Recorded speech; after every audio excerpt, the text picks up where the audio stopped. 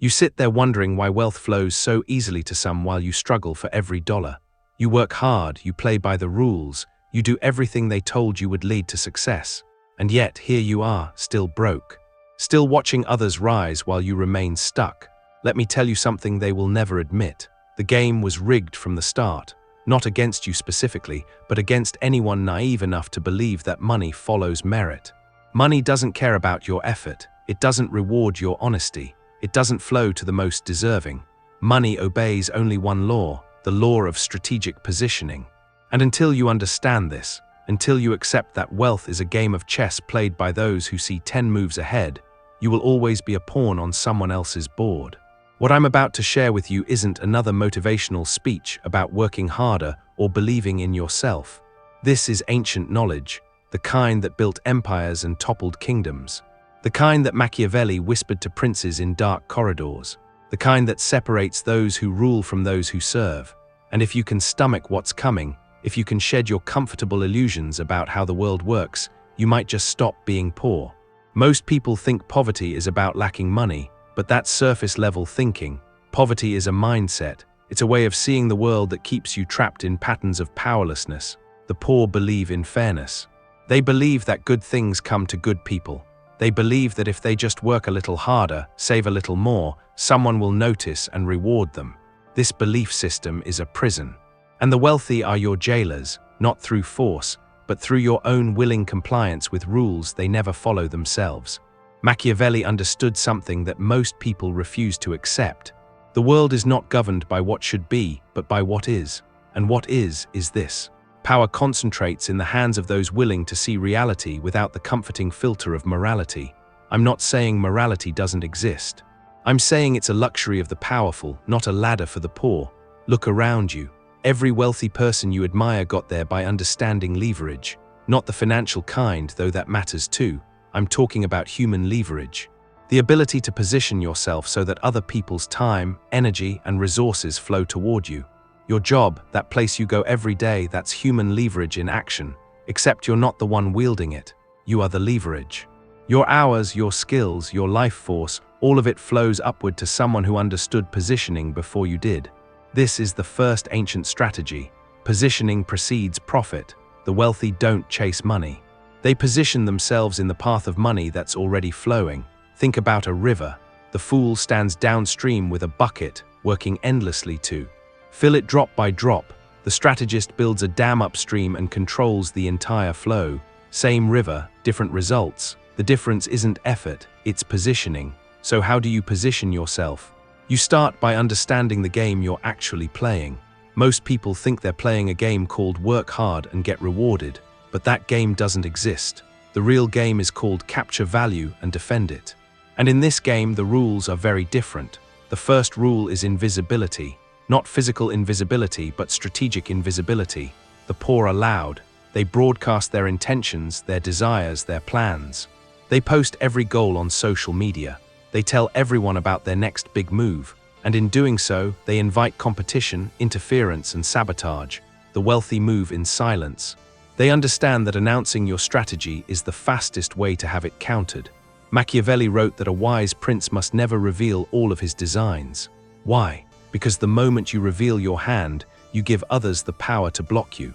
Every time you tell someone your plan, you create an opportunity for them to get there first, to warn others, or to simply plant doubt in your mind. Silence isn't just golden. Silence is strategic.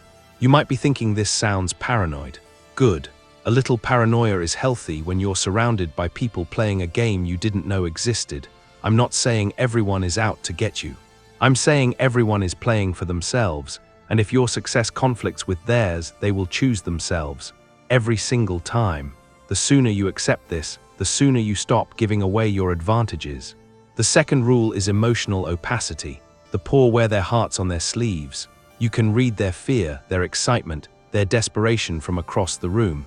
And in every interaction, this emotional transparency bleeds power. When a salesman sees your excitement, the price goes up. When an employer sees your desperation, the salary goes down. When a competitor sees your fear, they press harder. The wealthy have mastered what I call the stone face principle. Not in the sense of being emotionless, but in the sense of controlling what emotions they display and when. They've learned that showing emotion is a choice, not a reflex, and they only show emotion when it serves their interest. You've seen this. The CEO who remains calm during a crisis while everyone else panics. The investor who shows no excitement when presented with an opportunity they desperately want. The negotiator who walks away without flinching, knowing the other side will call them back. This isn't about suppressing your emotions. It's about not letting your emotions leak information that others can use against you. Think of your emotional displays as intelligence you're handing to your opponents. Every time you react visibly to news, good or bad, you're teaching others how to manipulate you.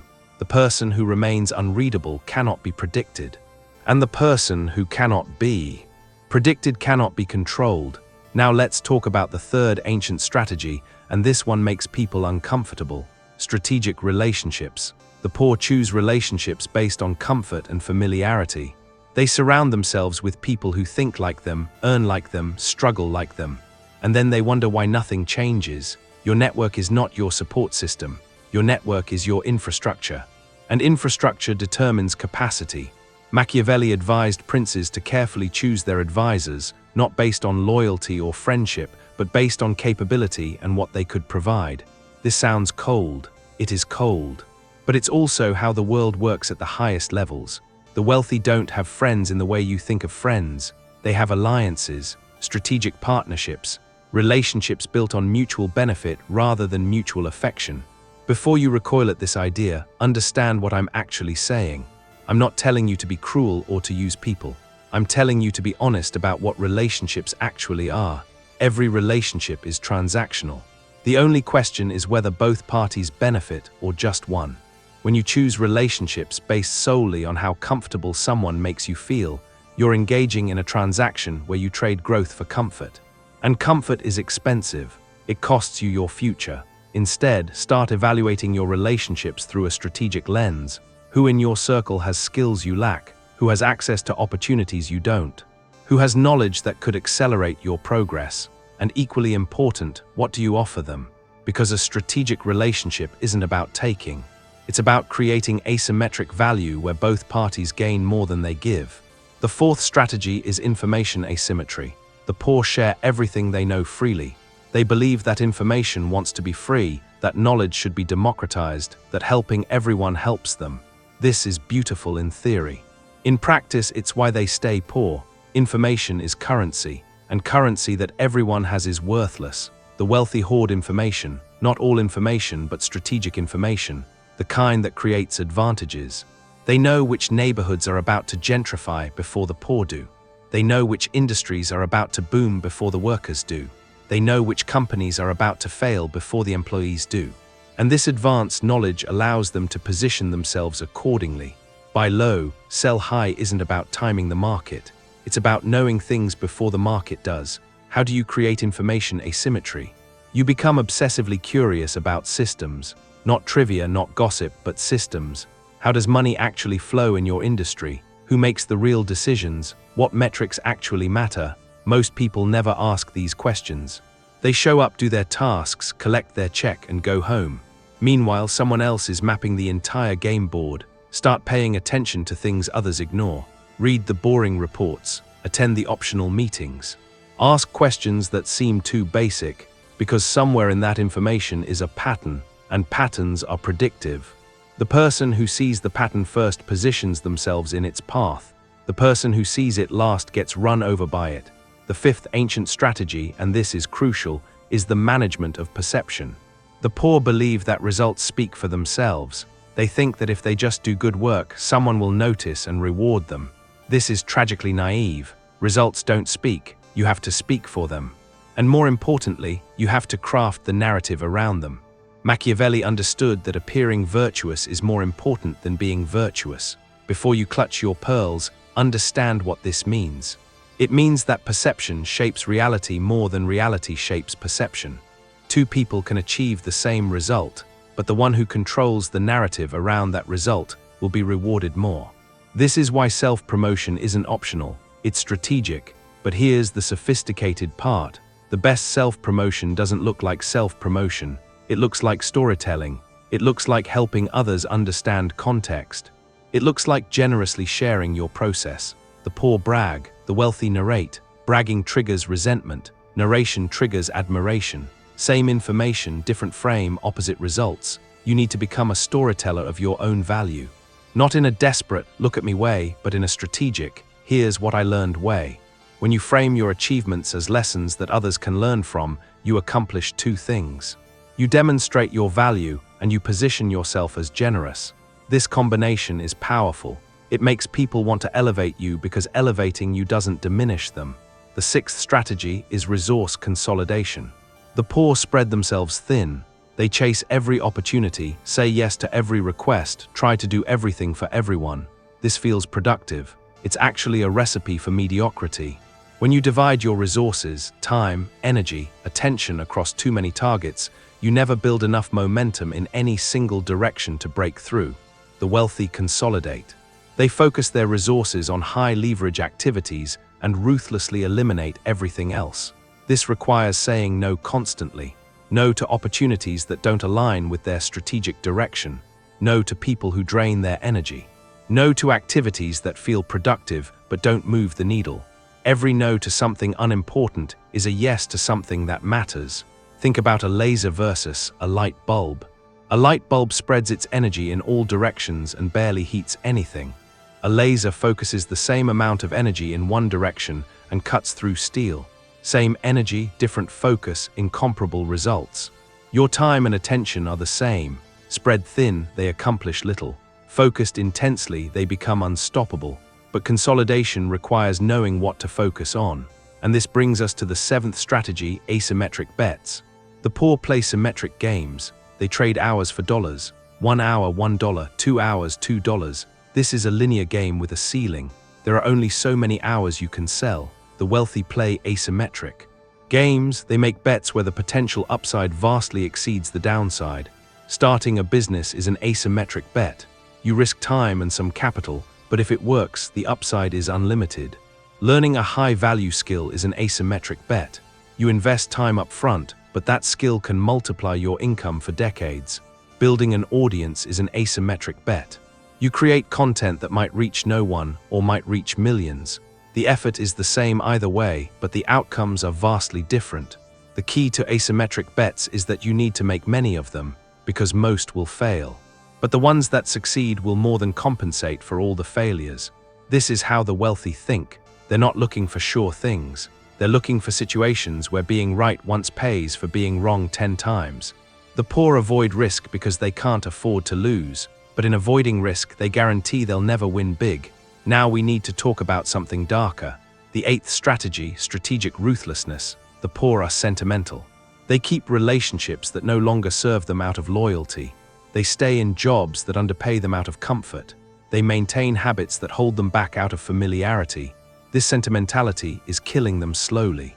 The wealthy are ruthless, not in the sense of being cruel, but in the sense of being willing to cut away anything that doesn't serve their mission. Deadweight relationships, gone. Unproductive habits, eliminated. Comfortable but limiting situations, abandoned. This doesn't make them evil, it makes them focused. Machiavelli wrote that a prince must learn how not to be good, not to be evil, but to be willing to act against conventional goodness when necessary. You need to audit your life with cold objectivity. What relationships are draining you? What habits are holding you back? What beliefs are keeping you small? And then you need to cut them out without guilt. This will feel wrong. You've been taught that loyalty is always good, that consistency is always virtuous, that changing your mind is weakness. These teachings serve those who benefit from your stagnation. Strategic ruthlessness means being loyal to your future self, not your past self. It means being consistent in your values, not your tactics. It means changing your mind when you get new information, not stubbornly clinging to old beliefs. The person you were last year doesn't get a vote in who you become next year. The ninth strategy is patience with urgency. This sounds contradictory, but it's actually the key to everything. The poor are either impulsive or passive. They either chase every shiny object with no strategy, or they wait endlessly for the perfect moment that never comes. Neither approach works. The wealthy have mastered the art of being patient about the destination while being urgent about the journey. They know that building real wealth takes years, often decades, so they're patient about the timeline. they don't expect. To get rich overnight, but within that patient timeline, they're urgently taking action every single day. They're not waiting for perfect conditions. They're creating conditions. They're not hoping for opportunities. They're manufacturing opportunities. This is the mindset shift that changes everything. Stop asking when success will come. Start asking what you can do today to make success inevitable.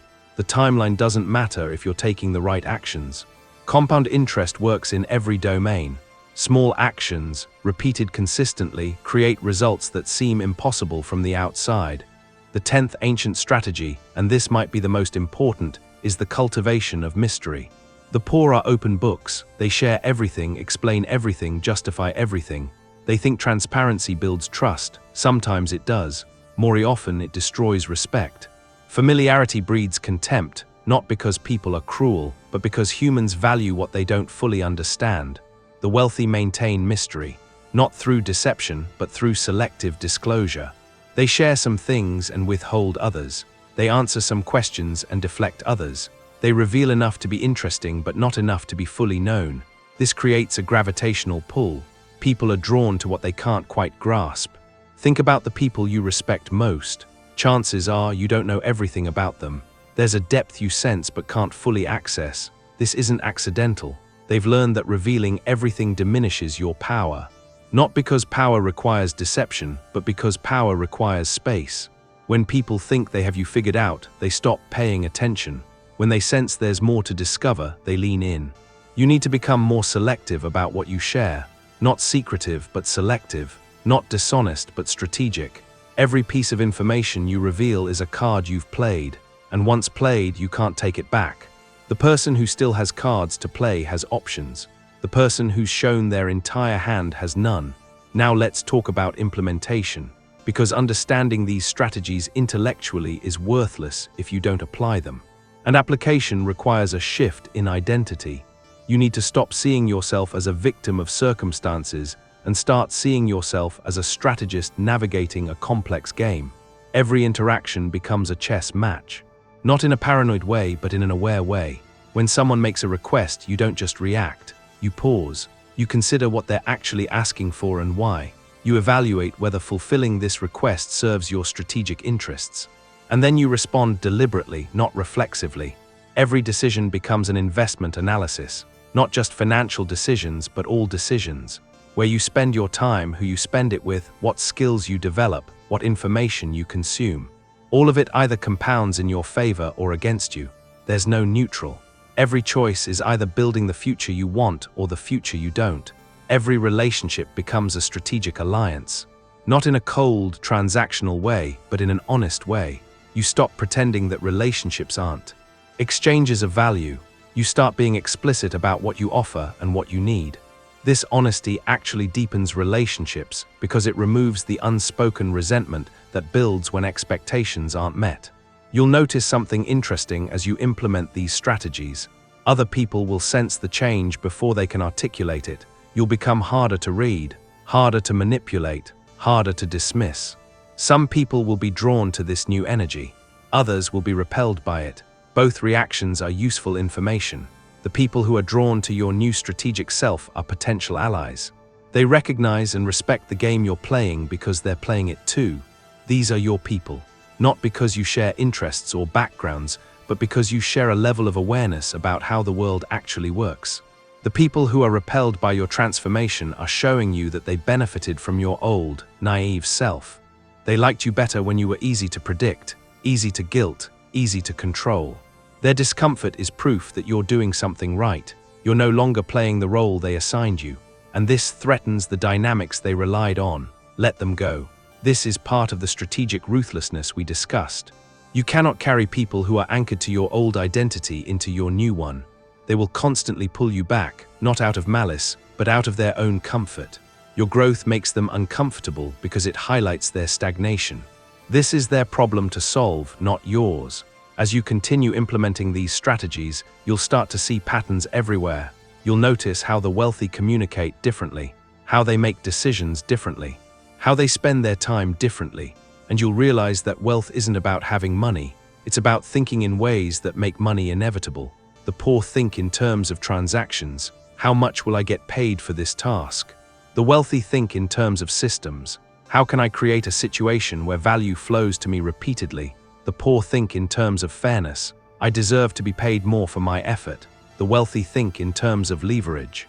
How can I multiply the impact of my effort? The poor think in terms of security. I need to protect what I have. The wealthy think in terms of growth. I need to risk what I have to get what I want. These aren't just different strategies. They're different operating systems, and you cannot run wealth-building software on poverty-thinking hardware. So the real work isn't learning tactics. The real work is upgrading your operating system, changing the fundamental assumptions you make about how the world works, letting go of comforting lies in exchange for uncomfortable truths, accepting that the game is rigged, but also accepting that knowing it's rigged gives you the power to rig it in your favor. Machiavelli wrote that men judge generally more by the eye than by the hand, because it belongs to everybody to see you, to few to come in touch with you. In other words, most people will never know the real you. They'll only know the version you present. So present strategically. Show them what serves your interests, withhold what doesn't, and never confuse their perception of you with your actual self. This is the ultimate freedom. When you realize that you're not bound by other people's opinions, judgments, or expectations, you become unstoppable. Not because you're immune to criticism, but because you've decided that your strategic objectives matter more than your reputation among people who aren't playing at your level. The wealthy understand this deeply. They don't care if average people think they're ruthless or calculating or cold.